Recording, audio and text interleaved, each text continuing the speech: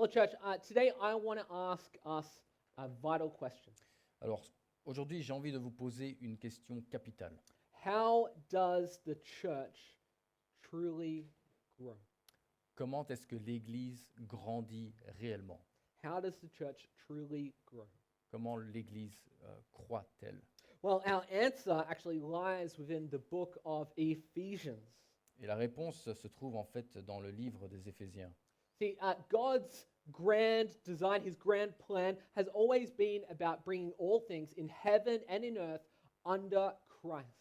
La grande idée de Dieu, c'était justement précisément d'apporter toutes les choses dans les cieux comme sur la terre sous l'autorité de Christ. And remarkably, at the center, at the heart of this plan, Christ uses the church. Et au centre de ce plan, Christ utilise l'Église. And we witness the church, witness the unfolding of God's wisdom in the death and resurrection of Christ.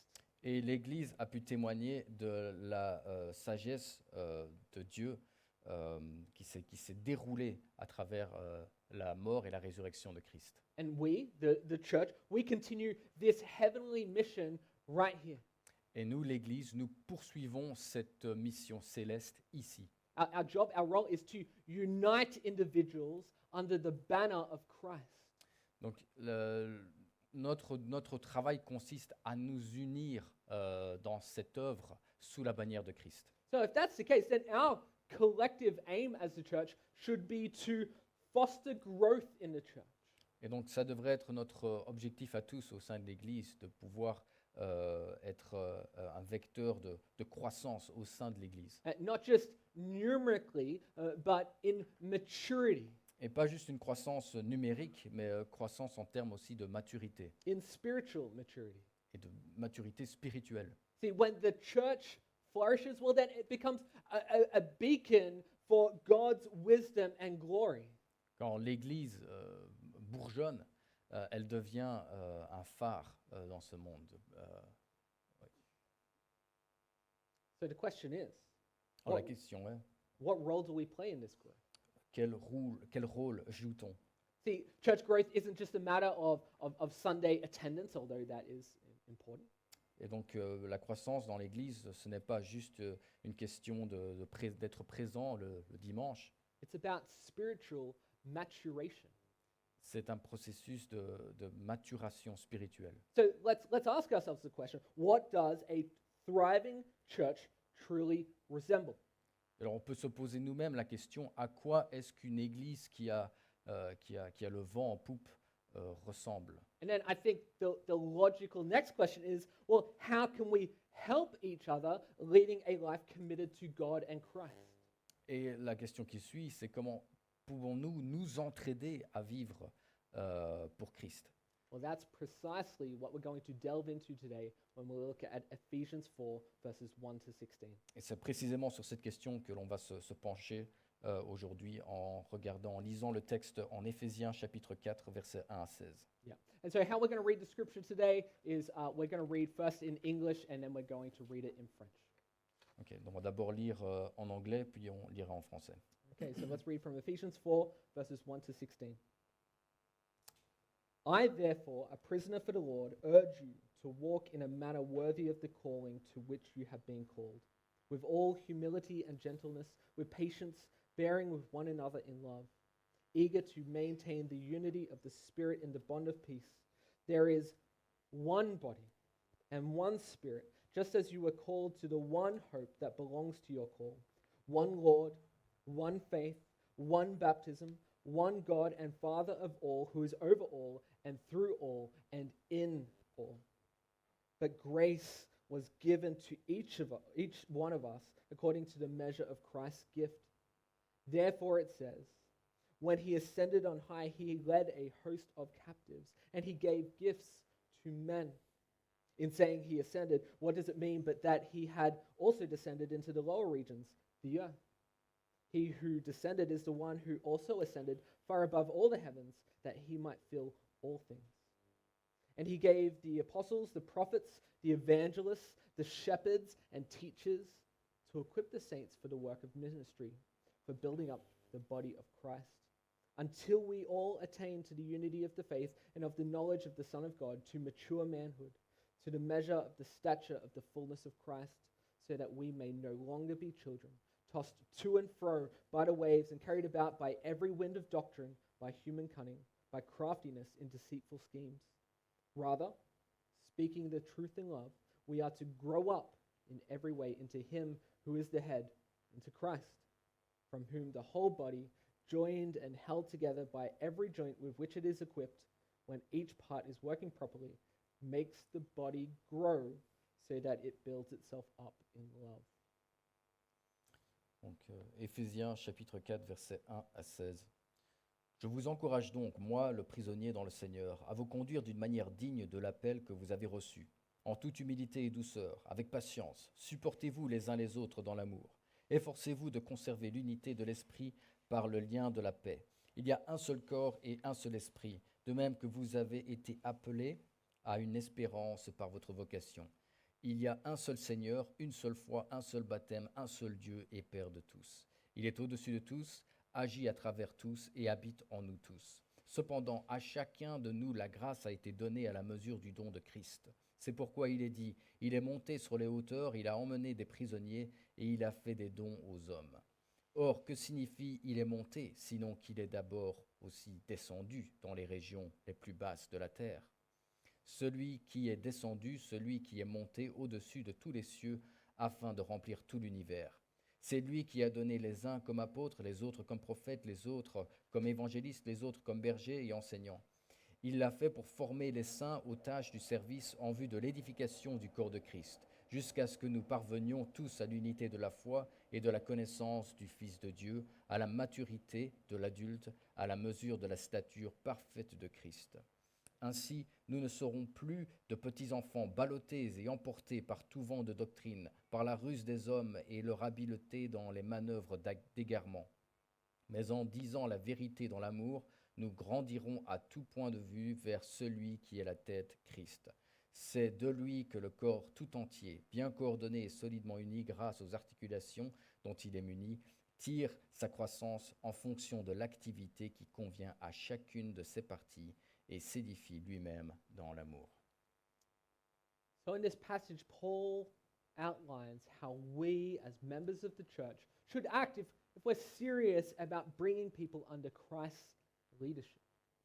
Donc ici, Paul trace les grandes lignes de la manière dont les membres de l'Église doivent se comporter s'ils veulent réellement que les gens se soumettent au leadership de Jésus-Christ. And in Ephesians 4, verses 1 to 16, Paul gives us 3 key factors for growth. Et à travers les versets 1 à 16, Paul nous donne 3 facteurs clés pour la croissance de l'Église. So here's a key statement here. In its most simple form, God works through the ministry of healthy churches in this way. Unity in ministry for maturity. Alors dans sa forme la plus simple, Dieu œuvre au sein des églises de cette manière, à partir de l'unité dans le ministère, le ministère et le développement de la maturité. So today, I'll be talking about keeping unity, Donc aujourd'hui, je vais parler du fait de conserver l'unité, offering your ministry, offrir son ministère, son service, and developing maturity. et développer la maturité. So let's talk first about keeping unity. Alors parlons d'abord de conserver l'unité. See, Paul wants every local church to reflect the heavenly church. Paul veut que toutes les églises locales reflètent l'église céleste. And he emphasizes that every Christian's calling embraces fellowship within Christ's church. Et il met vraiment l'accent sur le fait que tous les chrétiens, toutes les vocations de chrétiens consistent à rechercher la communion avec l'Église de Christ. So his objective is to encourage unity in the gospel. Donc son objectif est d'encourager l'unité dans l'Évangile. Unity in the gospel. And this is displayed in how we treat one another. Et on voit ça de la manière dont on se traite les uns les autres. So Paul then outlines 3 key attitudes. Et donc Paul va mentionner 3 attitudes clés. And we can see this here. He says humility, L'humilité, gentleness, la douceur and patience. et la patience. Humility, gentleness, and patience. So let's unpack these. Donc humilité, douceur et patience. Alors on va décortiquer tout ça. So firstly, we have humility. D'abord, on a l'humilité. Now, humility means putting aside our ego. L'humilité consiste à mettre de côté son ego, It means prioritizing the needs of others over our own. donner priorité aux besoins des autres plutôt que des nôtres. It doesn't mean, just being a pushover, Ça ne veut pas dire qu'on doit être une sorte de paillasson, but it is acknowledging when it's time to allow others' gifts to shine and their talents to shine. mais il s'agit de savoir reconnaître quand est le moment de laisser les autres, leurs talents et leurs dons aller devant nous et être utilisés à Perhaps, notre place. perhaps sometimes we need to take a step to the side to allow someone else to step to the forefront. Il faut parfois se mettre de côté pour permettre à quelqu'un d'autre de s'avancer. The next we have is gentleness. Ensuite, nous avons la douceur. And gentleness kind of equates with meekness, with kindness. Et la douceur pourrait aussi être appelée la bonté, la gentillesse. It means treating others with compassion and empathy rather than harshly. Ça consiste à traiter les autres avec compassion, empathie, plutôt que de façon brusque. This involves setting a positive example, Et donc, il s'agit de donner un exemple positif inspiring others to look to Jesus et inspirer, pousser les autres à se tourner vers Jésus, as opposed to criticizing or making demands. plutôt que de critiquer et exiger. And the last attitude here is patience. Et la dernière attitude, c'est la patience. Patience sometimes translates to long suffering. Et parfois, on peut traduire ça par cette idée de souffrir de façon avec endurance. It means bearing with others' flaws. Ça veut dire supporter les défauts des autres personnes. It means that we're slow to point those flaws out. Et ça veut dire qu'on ne va pas facilement pointer du doigt les défauts des autres. We're all a work in progress, aren't we? Nous sommes tous des travaux en cours. So when maybe younger believers, for example, when they seem less dedicated, or when we perhaps as individuals feel unacknowledged, we are urged to be patient. Et donc, lorsque des jeunes croyants semblent être moins dédiés, dévoués, ou lorsque on a l'impression de ne pas être reconnu pour ce qu'on a fait, eh bien, nous sommes appelés à être patients. But let's be honest here, these attitudes, they're not easy, are they? Mais il faut être honnête, ces attitudes ne sont pas faciles à avoir, à adopter. Our culture promotes the idea of self-assertiveness, of promotion, self-promotion, of ambition. Oui, notre culture promeut cette idée de les gens qui s'imposent, les gens qui ont de l'ambition, les gens qui aiment s'auto-promouvoir. And these attitudes can so easily turn into arrogance, which creates division. Et cette attitude mène à l'arrogance qui, à son tour, crée de la division. Folks, it is only by the Holy Spirit's guidance that we can change these selfish qualities. Ce n'est que par la direction du Saint-Esprit que nous pouvons changer ces tendances égoïstes. That we can change our selfish tendencies. Ouais, qu'on peut changer nos tendances à l'égoïsme. What are ways we can do that? Well, we can begin by perhaps inquiring about other people's lives when we talk to them instead of talking about ourselves. Et une manière dont on peut changer cela, c'est par exemple poser des questions aux gens sur leur vie, sur ce qu'ils sont en train de traverser, plutôt que de parler de nous-mêmes. We can allow others to voice their views in discussion. On peut permettre aux autres personnes d'exprimer leurs opinions sur des questions. We can focus on perhaps meeting other people's needs rather than focusing on our own needs. On peut essayer de répondre aux besoins des autres personnes au lieu de se focaliser sur nos propres besoins à nous. See, humility, gentleness, and patience center Paul's vision for church communities.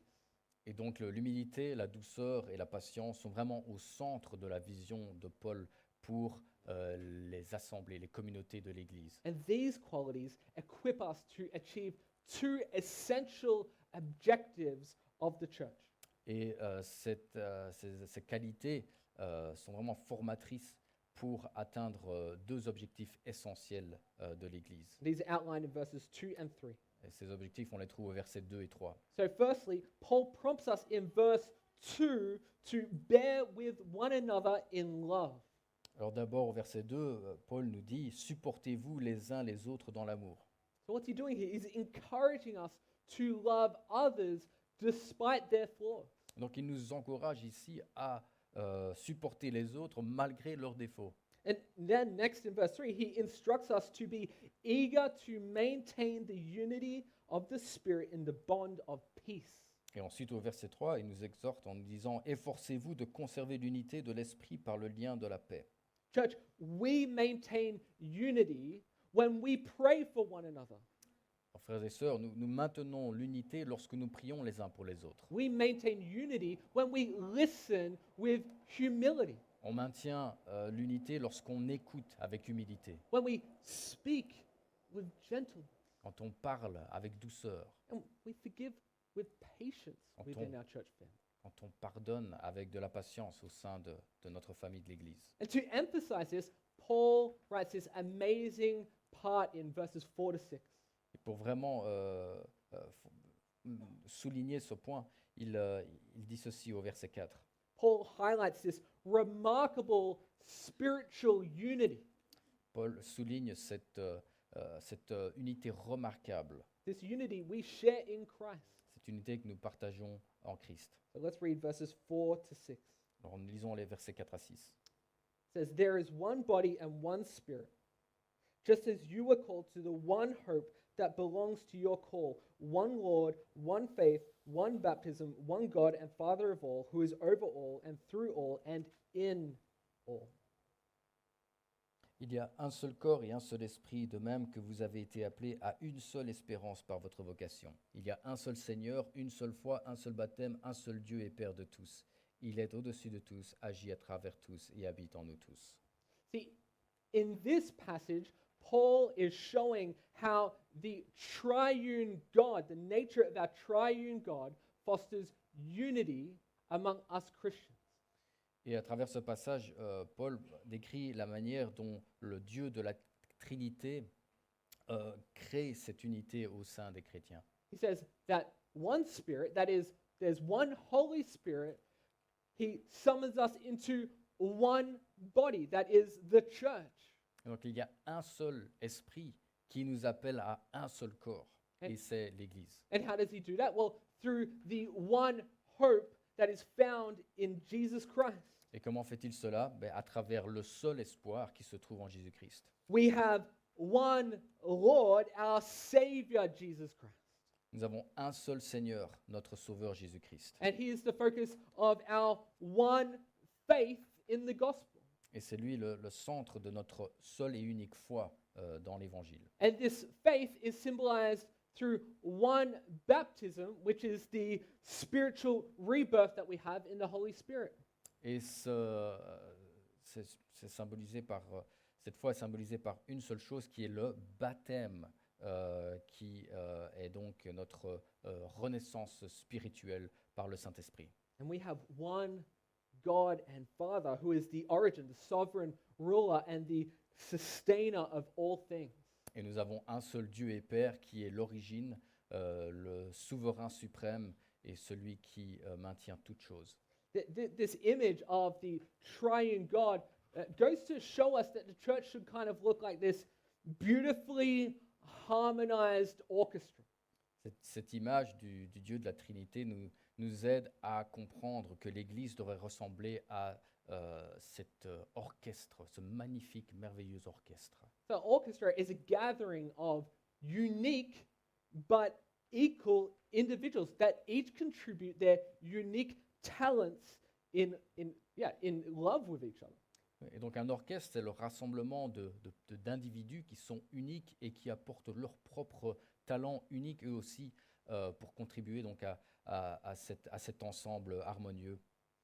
Think about an orchestra where each musician is skillful, they are talented, they are unique in their gift. Et pensez à cet orchestre où chaque personne dans l'orchestre est vraiment douée à ce qu'il fait. Think about that orchestra for a second. Imaginez cet orchestre. But what if then the string section kind of goes, don't let the tempo, I'm going to go on ahead of it.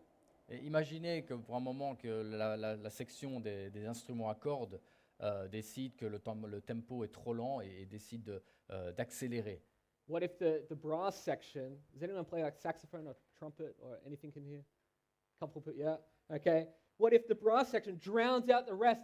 Because I'm not loud enough. I need to play super loud so everyone can hear me. Et imaginons que la section des saxophones et trombones décide qu'on ne les entend pas assez et veulent vraiment augmenter le volume juste pour eux. What if the wind section then just was like, well, we're not going to play? Et puis les flûtes décident, on ne va pas jouer. And you got the percussionists at the back and they're throwing their drumsticks in frustration. Et puis le percussionniste à l'arrière qui est frustré et qui jette ses baguettes. Well, listen, if the conductor doesn't intervene, the audience is going to get up and they are going to leave. Évidemment, à moins que le chef d'orchestre n'intervienne, le public va se lever et partir. Sadly, I don't think that that's merely an imagined scenario for some churches. Et c'est triste à dire, mais je pense que c'est une sorte de métaphore qui a du poids pour eux et qui ressemble à certaines églises. God's symphony of believers have often been plunged into conflict. La symphonie des croyants de Dieu a souvent été plongée dans le conflit. But what does Paul say here? He says, stop disagreeing. Mais Paul nous dit ici, arrêtez, mettez fin à vos désaccords. Stop disagreeing. Cherish your place in God's church. Recherchez votre place au sein de l'Église de Dieu. Contribute to God's plan to unite all people to Christ. Contribuez à ce plan que Dieu a de unir toutes les personnes en Christ. He's saying, play in harmony. Jouez de façon harmonieuse. Show humility. Montrez de l'humilité. Show gentleness. Montrez de la douceur. Show patience. Montrez de la patience. We should strive to live in peace, showing patience as much as possible. On devrait s'efforcer de vivre dans la paix en montrant de la patience le plus possible. But it's worth saying at the same time, it is vital to strike a balance. Mais en même temps, il est important d'avoir un équilibre. Just as a small aside, problems do happen if we're overly lenient. Mais c'est vrai que les problèmes vont se produire si on est trop clément. We can be overly lenient when we need to be strong, Il y a des moments où il faut être ferme. or excessively harsh when we should be patient. Et il y a des moments où on peut être trop strict et trop rigide, alors qu'on doit plutôt montrer de la patience. But in all things, we should be seeking to preserve unity as much as possible. Mais en toute chose, nous devrions toujours rechercher à conserver l'unité le plus possible. Which brings us now to verse 7, where Paul transitions from the unity to the diversity of gifts in the church. Ce qui m'amène maintenant au verset 7, il parle donc de l'humilité. And Paul says this in verse 7. He says, "But grace was given to each one of us according to the measure of Christ's gift." Cependant, à chacun de nous, la grâce a été donnée à la mesure du don de Christ. So, this is important here. A believer has indeed received a grace.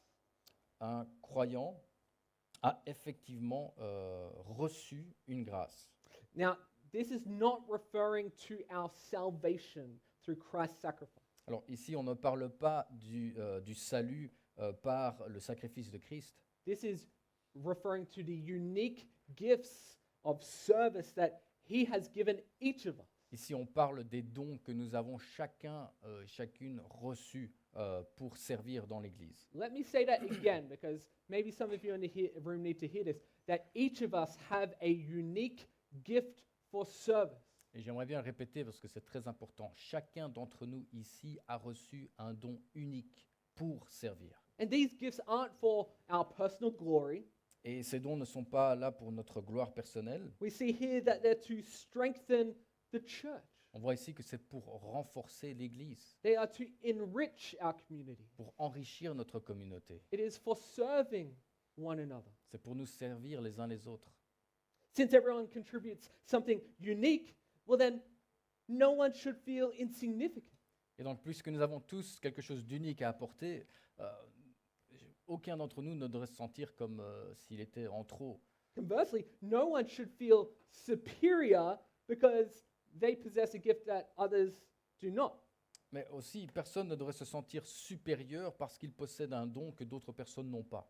We need each other's service in church. Nous avons besoin mutuellement du service des uns des autres And dans l'Église. these gifts they differ from person to person, even with cultural and personality differences. Et ces dons varient aussi même en fonction de la culture ou de la personnalité de la personne qu'il a. Folks, this is a cause for celebration. Et ça mérite qu'on célèbre ça. Praise the Lord that the whole church isn't made up of people that are like me. Et c'est une très bonne chose que l'Église n'est pas faite uniquement de personnes qui sont comme moi. I think we get pretty sick of each other pretty quickly. On en aurait vraiment très vite ras-le-bol des uns des autres. But remember, the distributor of these gifts, who is it? It's Christ. Mais souvenez-vous que le distributeur de ces dons, c'est Christ. Christ gives the gifts. Christ est celui qui donne ces choses. So this leaves no room for pride and no room for envy. Donc il n'y a pas lieu d'avoir de l'envie ou de l'orgueil. So Paul reminds us where these service gifts come from. Et donc Paul nous rappelle d'où proviennent ces dons pour le service. In verse 8, Paul quotes Psalm 68 to underscore that Christ is the giver of these good gifts. Et au verset 8, Paul va vraiment nous faire comprendre que c'est Dieu, que c'est Christ, oui, qui nous donne ces dons en citant le psaume 68. He says, when he ascended on high, he led a host of captives and he gave gifts to men.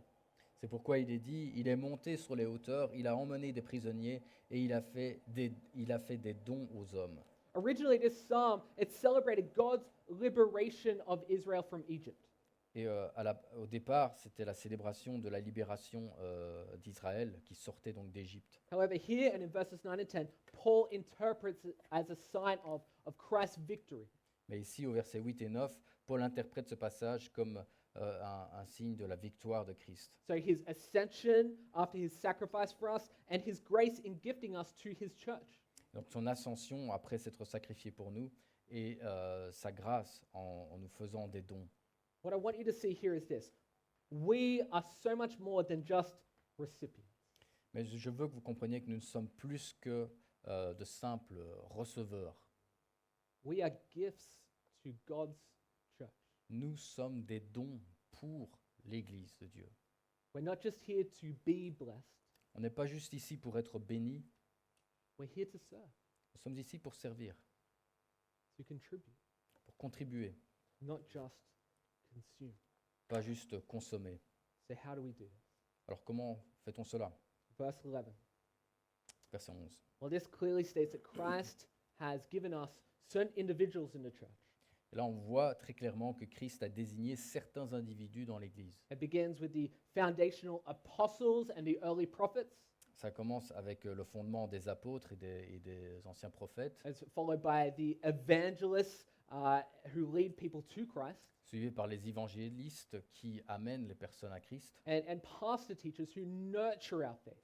et les pasteurs et les enseignants qui nourrissent notre foi. But here's what I want you to see here. This is not to say that it's on these leaders to do all the work.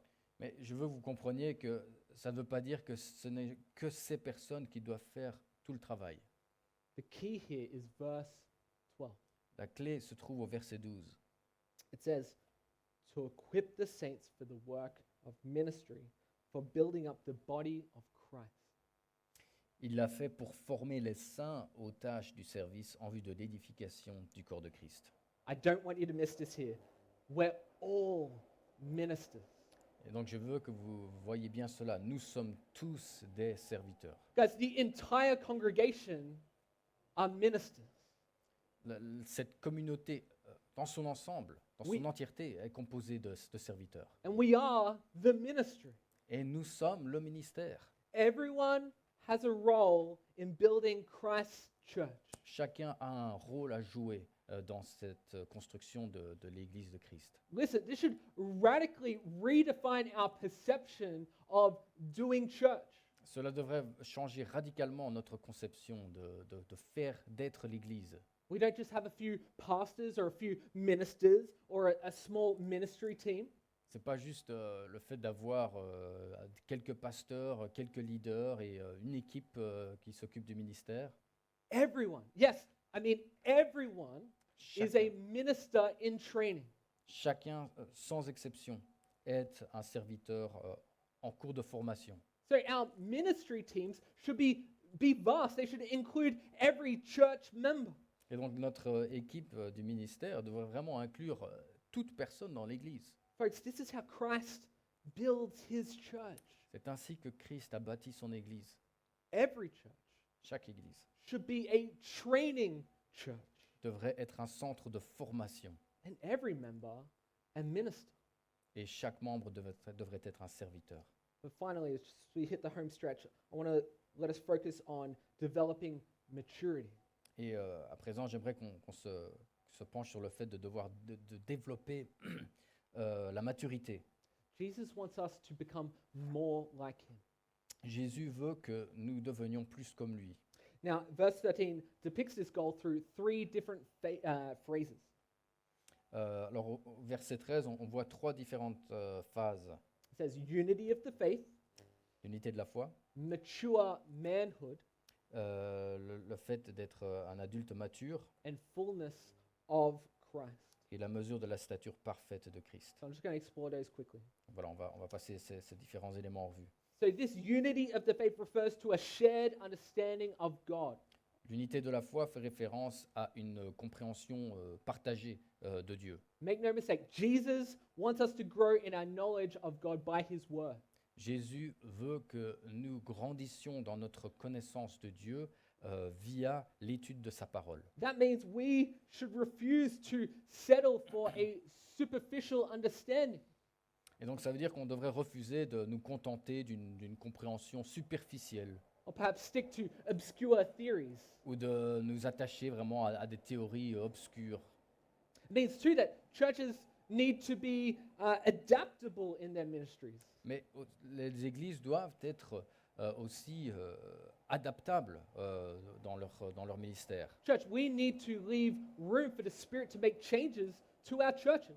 Il faut aussi permettre à l'esprit de faire des changements dans nos églises. Because here's the truth, a church that never changes is either already perfect En vérité, une église qui ne change jamais est soit déjà parfaite, which I think is pretty unlikely, ce qui me semble peu probable, or they're not open to the teachings of the Bible, ou alors ils ne sont pas ouverts aux enseignements de la Bible, which is probably a bit more likely. Ce qui est sans doute plus probable. Repentant churches change. Et les églises qui sont dans la repentance changent. Repentant churches change. Les églises qui peuvent se repentir changent. See, our pursuit of unity in faith must persist until we achieve spiritual maturity. Notre poursuite de l'unité dans la foi doit continuer, doit persister jusqu'au moment où on peut atteindre ce stade de maturité spirituelle. And listen, this is challenging. We are by nature resistant to change. Alors ça doit nous interpeller parce que par nature, on a naturellement tendance à résister au changement. So we can be resistant to growth. Et on pourrait peut-être, sans le savoir, résister à la croissance. But Paul encourages us to mature in our understanding of God's word. Mais Paul nous encourage à devenir matures dans notre compréhension, notre connaissance de Dieu. Now listen, Jesus doesn't expect us all to become academic scholars. Alors, Dieu ne s'attend pas à ce que nous devenions tous des érudits de la Bible, But he does want us to grapple with mature questions about how Scripture applies to life. mais il souhaite cependant que nous nous penchions tous sur des questions importantes, la question de savoir comment est-ce que la Bible s'applique dans nos vies à nous. So in verse 13, Paul paints a vision of the church and what it can become. Et donc au verset suivant, Paul nous donne ici une description de ce qu'est l'Église et de ce à quoi elle peut ressembler. He states, to the measure of the stature of the fullness of Christ. Et donc à la maturité de l'adulte, à la mesure de la stature parfaite de Christ. Jesus' goal is for us to reflect him L'objectif de Jésus est qu'on le reflète lui, in our doctrine and in our character. dans notre doctrine autant que dans notre caractère personnel. Our growth is becoming more like Jesus. That's what our growth is. La croissance consiste à devenir plus comme Jésus, c'est ça la croissance. And he emphasizes this. He says in verse 14 that we're no longer like children, tossed to and fro by the waves and carried about by every wind of doctrine, by human cunning, by craftiness in deceitful schemes. Et Paul insiste là-dessus lorsqu'il dit au verset 14, « Ainsi nous ne serons plus de petits enfants ballottés et emportés par tout vent de doctrine, par la ruse des hommes et leur habileté dans les manœuvres d'égarement. We shouldn't act like children, going one day from collecting Pokemon cards to whatever kids do these days. » Donc on ne devrait pas se comporter comme des enfants qui passent des cartes Pokémon un jour aux dinosaures ou que sais-je. Actually, do kids still collect Pokemon cards? I can tell from a first-hand experience they Okay, do. they do. All right. Well, that illustration didn't work. But, Oui. But- but we shouldn't act like children, changing interests with every passing fad. Et donc, il ne faudrait pas se comporter comme des enfants et changer un peu comme toujours au gré des tendances, comme des girouettes. We must endeavor to mature. Nous devons vraiment rechercher la maturité. Verses 15 and 16 say this. Le verset 15 à 16 nous dit ceci. Rather, speaking the truth in love, we are to grow up in every way into Him who is the head, into Christ, from whom the whole body, joined and held together by every joint with which it is equipped, when each part is working properly, makes the body grow so that it builds itself up in love. Mais en disant la vérité dans l'amour, nous grandirons à tout point de vue vers celui qui est la tête, Christ. C'est de lui que le corps tout entier, bien coordonné et solidement uni grâce aux articulations dont il est muni, tire sa croissance en fonction de l'activité qui convient à chacune de ses parties et s'édifie lui-même dans l'amour. We need to find and explore ways to discuss God's word lovingly. Il faut trouver des moyens d'explorer Dieu et le faire avec amour. We must aim to edify one another in love. On devrait chercher à s'édifier les uns les autres dans l'amour. And as I finish now, Et pour te conclure, and perhaps the worship team would like to come back on up, peut-être que je vais appeler l'équipe de louange à me rejoindre ici. let's remember that the growth of the church is a team effort. Rappelons-nous que cette croissance de l'Église, c'est un effort d'équipe. Guys, this requires every limb. Ça requiert vraiment tous les membres, It requires every supporting ligament, tous les ligaments, toutes les articulations, every single one of us united in gospel ministry. Chacun d'entre nous doit être uni dans ce ministère de l'Évangile. But above all, it requires the head of the body, that is Christ, Mais- leading us Mais in avant, His word. mais avant tout, nous avons besoin de la tête du corps qui est Christ, et c'est lui qui nous guide. Folks, this is a team game, C'est un jeu d'équipe, and every player has its part. et chaque joueur a un rôle. This passage before us today reminds us of three key elements: that we have unity, ministry, and maturity. Donc ce passage nous rappelle les trois éléments clés, à savoir l'unité, la maturité, le ministère et la maturité. And through His church, God demonstrates His victory under the banner of Christ. Et c'est à travers l'Église que Jésus démontre sa victoire, montre sa victoire sous la bannière de Christ. So let's not relegate our ministry roles to, a few fellow church members. Et donc il ne faut pas reléguer notre rôle au sein du ministère à quelques membres isolés de l'Église. Those weary few, overburdened, stressed, burnt out.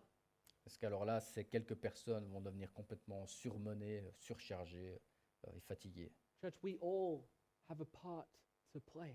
Nous avons tous un rôle à jouer. It's not merely about being members here. Il ne faut pas se contenter d'être des membres ici. It's about being ministers.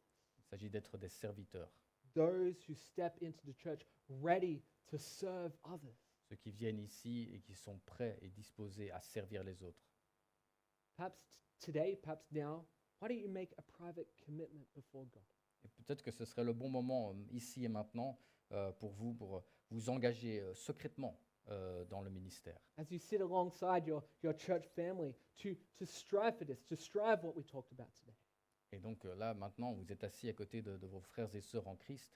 C'est un bon moment pour vous dire à quel point vous devriez servir les autres. By committing to these actions, we can fulfill our roles in Christ's church, Et c'est ainsi que vous remplirez votre rôle dans l'Église de Christ, to serve and glorify Him in everything that we do. de servir et le glorifier dans tout ce que vous faites. And remember, in all of this, Et rappelez-vous que dans toutes ces choses, it is Christ's victory we celebrate, c'est la victoire de Christ que l'on célèbre. and it is His church that we serve. Et c'est son Église que nous servons. Amen. Amen. Church, let's pray, and then we'll worship together. Prions ensemble et on continuera dans la louange. Let's pray. Prions. Dear Heavenly Father, Père Céleste, Lord, we thank you for your church. nous te remercions pour ton Église. Lord, that in your amazing plan of bringing everything, all things in creation, under your feet, you decided to make the church the big part of your plan. Nous te remercions que dans ce plan que tu avais d'amener toutes choses sous ton autorité, c'est l'Église qui se trouve au centre de ce plan. Lord, what a blessing this is to be the bride of you. Quelle bénédiction cela est d'être ton épouse. So, Lord, help us, the local church, the church here on earth, reflect your heavenly church. Et aide-nous ici en tant qu'Église locale, ici sur terre, à refléter ton Église céleste. Help us to be a people who are sacrificial for one another. Aide-nous à être un peuple qui se sacrifie pour les uns les autres. That demonstrate humility in all things. Un peuple qui démontre de l'humilité en toutes choses. Lord, that we are gentle in our speech and the way that we act to one another. Que nous soyons doux et gentils dans la manière dont on se parle les uns aux autres. Lord, that we bear with, we have patience with one another. Que nous nous supportions les uns les autres, que nous faisions preuve de patience. Lord, you've given us all gifts. Et tu nous as donné tous les dons.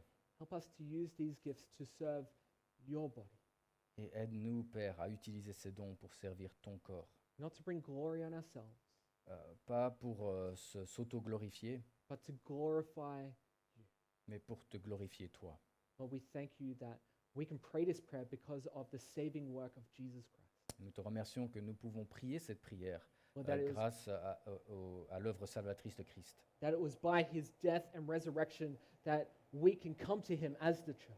Que c'est grâce à sa mort et sa résurrection que nous pouvons venir à lui avec l'Église. Lord, if we don't know the sweetness of relationship with you, Et pour ceux qui ne connaissent pas la bonté et la douceur de cette relation avec toi, the sweetness of the relationship of the heavenly community here, à quel point il est bon d'avoir une relation céleste avec toi. Lord, I pray that today that person does not delay, Et je prie que si c'est quelqu'un d'entre nous ici, que je prie qu'aujourd'hui cette personne ne retarde plus les choses, that they pray here and now, Lord, I submit to you. qu'elle prie ici et maintenant, Seigneur, je me soumets à toi. You are my Lord and Savior. Tu es mon Seigneur et mon Sauveur. All things belong to you. Toute chose t'appartient. And I am a sinner, Et je suis un pécheur and I belong to et je t'appartiens. you. You have saved me through your work on the cross Tu m'as sauvé par ton œuvre sur la croix and your resurrection, et ta résurrection. and I belong to you forever. Et je t'appartiens à jamais. If you prayed that then, Lord, Si vous avez prié ça maintenant, Lord, I pray you work in the hearts of those people. je prie, Père, que tu travailles, que tu fasses une œuvre dans le cœur de ces personnes qui ont prié ça maintenant. Amen. Amen.